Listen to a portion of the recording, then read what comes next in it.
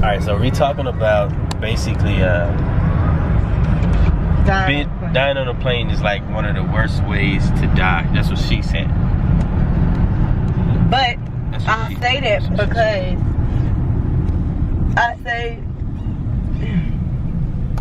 I say it's the worst way to die, because in the moment of like the thing falling down and they telling you like, hey, you know, basically trying to tell you, you know, put your seatbelt on and, you know, stay sitting down, be secure. In that moment, you know, like, dang, this is how I'm gonna die. You know that's how you gonna die in that time and moment. Like, you're not even gonna make it to your destination like you thought you was. So that's why I say it's the worst way to die, because it's, you know that's how you're gonna die. Reason why I say I don't know, I feel like my fear of like dying, I guess, it's like while working. I feel like that's like one of the worst ways to die, because it's like, damn, bro, you died at work or working. But well, I wouldn't say. Well, I would say like in the moment, I would think that that's the worst way to die, because you know you're gonna die like that.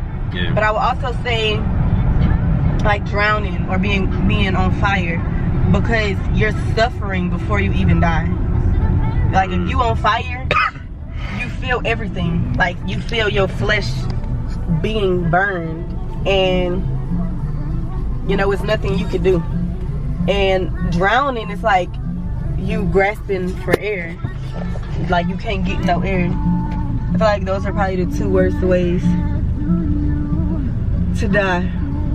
Being on a plane, I mean, you're not suffering before you die, but it's like, you know you're finna die, and then you know it's only one way down. But I mean, I guess it's not as bad, because like you gonna die on impact regardless. Yeah. So you're really not feeling it, you know?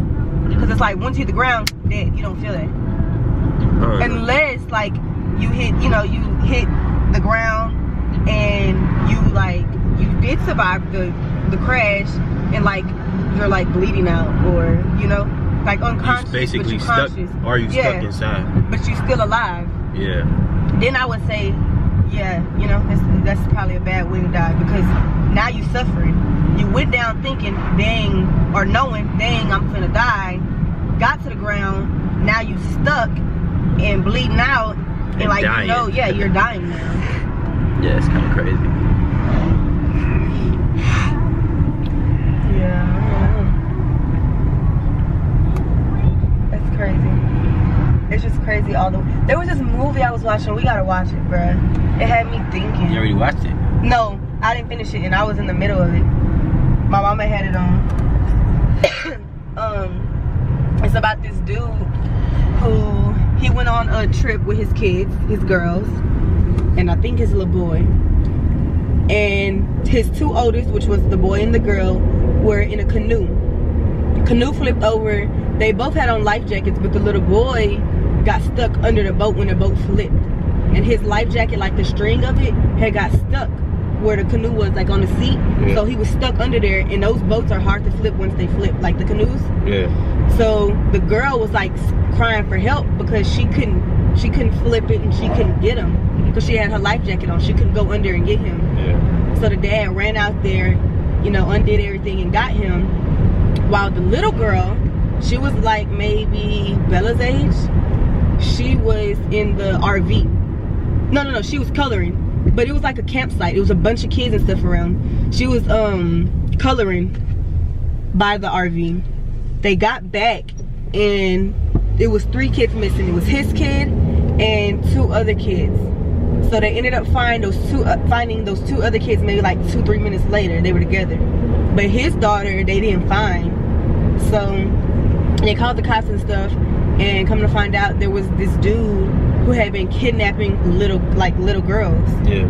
And they found where he was. It was like a shack, and her clothes were there, and it was blood everywhere, but they didn't find her body.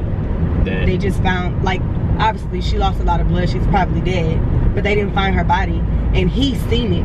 They took him to like confirm like that was her stuff, and he seen it all. So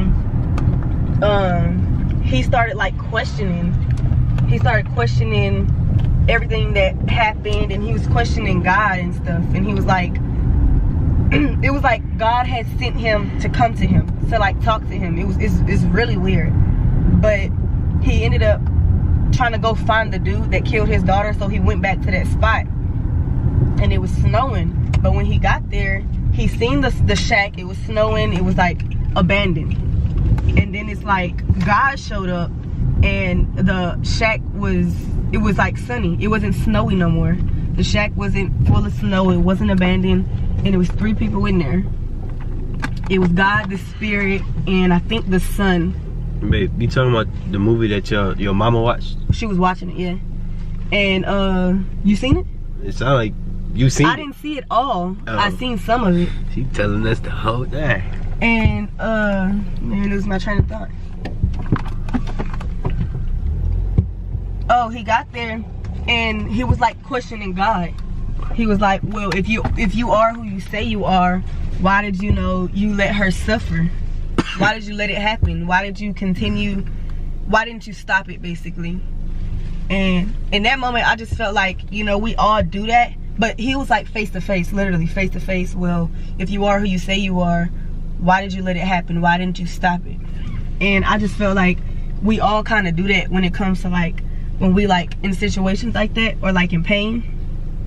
Because I would say with my daddy, I was questioning God, like why him, or why did you let it happen? Why didn't you stop it? Like stuff like that. But I want to finish it because I feel like it was getting to the good, the good part. But he had ended up being like, he got stuck in that state. Once he seen his daughter was like dead, he got stuck there. And he was like, so he was stuck on that, like his life was basically on stop. Because he was still trying to figure out why, instead of just accepting it and trying to move on from that. He was stuck there. So they were trying to like heal him, because every day he would like dream of his little girl crying out for him, and he wasn't there. It was crazy. It is a type of movie your mama would watch though. But I feel like it's relatable. I feel like that movie is really relatable. We up in here coughing. Have you ever been in a situation like that? What? Ever like basically questioning God? Yeah. Yeah. Probably at least once a week, twice a week, 3 times a week, maybe. I feel like, yeah, I've been there, but I feel like now I've come to the realization that, like, I don't know. I know, we're not supposed to question God. So for me, it's like in the moment I'm doing it, but like afterwards I feel bad about doing it because I know we shouldn't be doing it.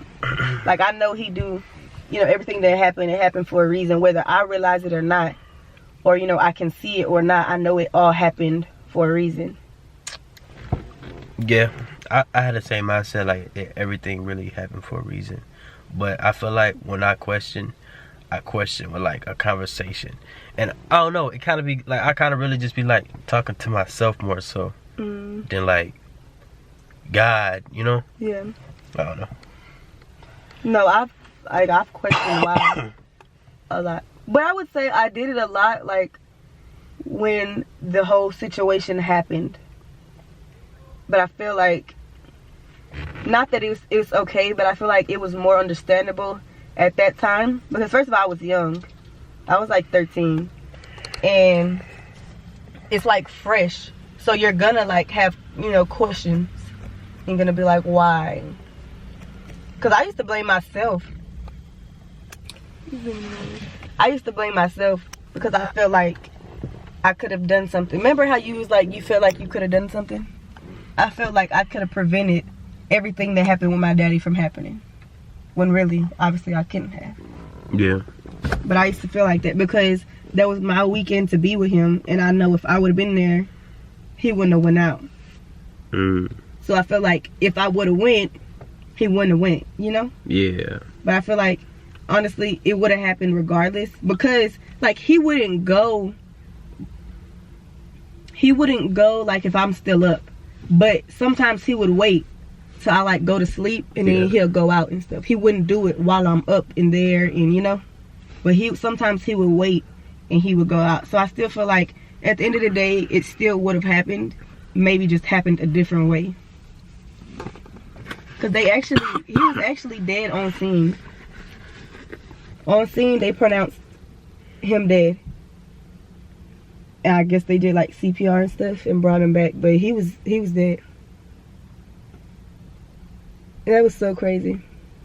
Yeah. Cause the dude he was with, it was one person in the passenger. Well, I just find everything that happened, I feel like it was crazy, but it happened at the right time. Because my cousin, so he had a truck, it was a 2-seater. Yeah. And my cousin was on the tailgate. He had just dropped him off. He had just left his house. And they was literally down the street. Like, they just dropped him off, they was at the stop sign. Like that stop sign right there, that's what it was. And that's when all that happened. But the dude he was with, so my daddy got hit on his side. So that's why he had most of the impacts and injuries, I guess. The dude he was with had like kicked the windshield out and got out and was just sitting on the curb. He was out of it, but he kicked the windshield out and was just sitting on the curb. And I thought that was crazy. He had got checked in that night and then he checked out the next day. Wait, so he kicked out the I mean, the windshield was probably already broken stuff, but he kicked it out. Yeah, I know. And left your daddy? He wasn't in his right state. But yeah, he kicked the windshield out and was sitting on the curb. My daddy was unconscious. He probably thought he was dead. Because, I mean, he was. So, but yeah. He was already a little out of it in the head. Because I want to say he was, I want to say he had PTSD. But, yeah, he was out of it. That's just so crazy to me. Postpartum. And then my uncle that hit him, well, it was his boyfriend, but he actually dead now. You said his boyfriend? Yeah, he's good. Wait, he what? He dead now. Oh. Wait, so everybody that was there that night died already? Besides the person who kicked the windshield out? Just my cousin. Because I don't think he's even with that dude anymore. They had ended up breaking up. But he died because I want to say it was a tumor. The accident had like brought his tumor out. But he was making it seem like I got this tumor from the accident. You can't get a tumor from no accident. Like you had it. It just brought it out. But I want to say it was because of that tumor that he died. What the hell? That's crazy. His son died, I want to say like a couple weeks after that. But honestly, we feel like that incident was karma because he kept saying that it was my daddy's fault. Then he changed the story up when he found out it was my daddy. And then, like, he just never showed that, you know, he cared, I guess. I feel like the crazy part is like, because he never showed up to like the hospital to see him. He never showed up to like, once he got like to the nursing home, he never showed up. He didn't show up to the funeral, nothing. Like, we just didn't hear from him. out of all possibilities, percentages,